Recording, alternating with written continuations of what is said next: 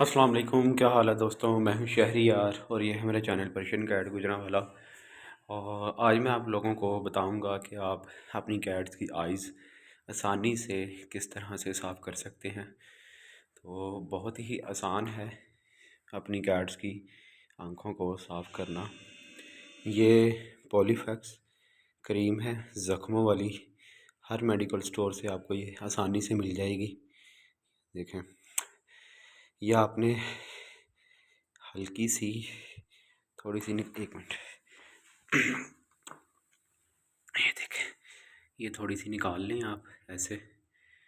मैं एक हाथ से वीडियो बना रहा हूँ और कोशिश करता हूँ आपको लगा के दिखाने की।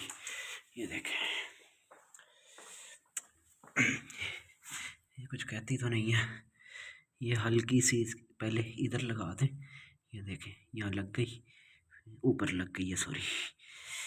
जहाँ ये काला काला नज़र आ रहा है ना आपको, वहाँ आपने इसके ये क्रीम लगा देनी है। ये देखें, ये लगा दिया है।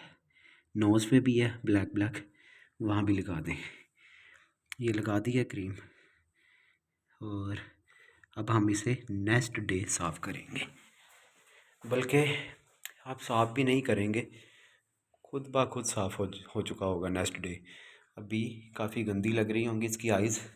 इंशाल्लाह नेक्स्ट डे आपको दिखाऊंगा कैट की आंखें माशाल्लाह बिल्कुल साफ़ हुई हुई होंगी।